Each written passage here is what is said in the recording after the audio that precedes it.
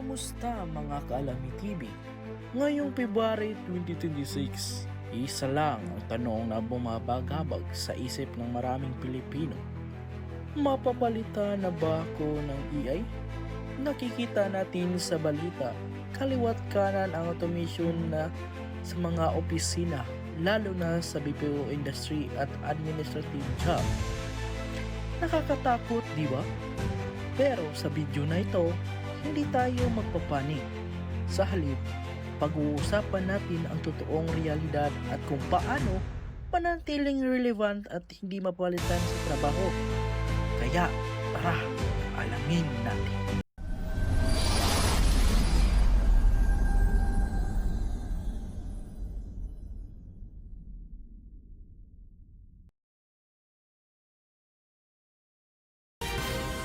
Posibleng mawalan ng trabaho ang libu-libong call center agents sa bansa dahil sa planong paggamit ng Artificial Intelligence o AI kapalit ng kanilang serbisyo.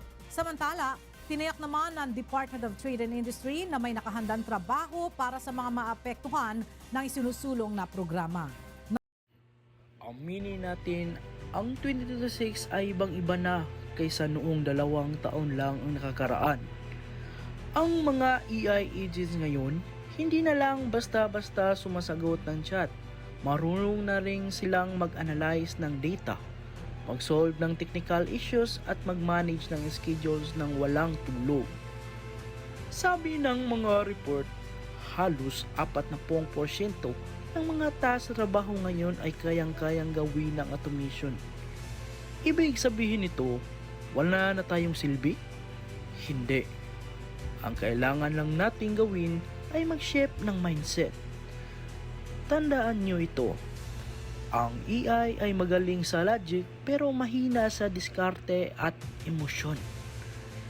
Hindi kayang palitan ng AI ang malasakit ng isang Pinoy sa kanyang customer. Hindi kayang gayahin ng AI ang creative problem solving kapag nakagalo na sa opisina. Ang totoo niyan, ang AI hindi ka patatalsikin sa trabaho mo. Pero, ang tao na marunong gumamit ng AI, sila ang kukuha ng pwesto mo kung hindi ka mag-upskill. Kaya imbes na matakot ka, gawin nating best friend ang teknolohiya. Paano ba maging AI prop ngayong 2026? Ito ang 3 tips para sa inyo. Una, learn the tools.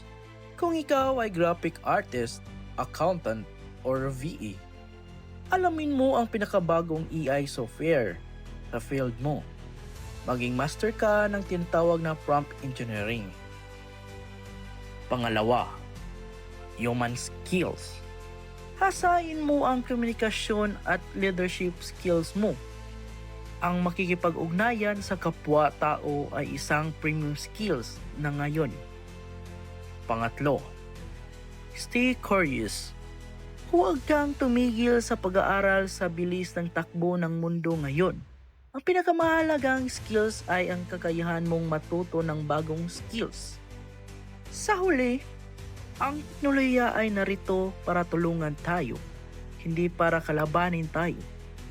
Ang 2026 taong ng Human AI Collaboration. Kaya imbes ng mangamba, simulan mo nang aralin ang AI ngayon.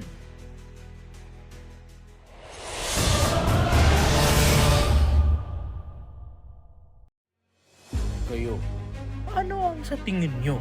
Nakakatulong ba ang AI sa trabaho nyo ngayon? O nagdudulot ito ng stress? I-comment ang inyong karanasan sa ibaba at huwag kalimutang i-like at i-subscribe ang ating channel para lagi kayong updated sa ating mga video. Muli, ako ang inyong Kaalami TV. Maraming salamat sa panonood.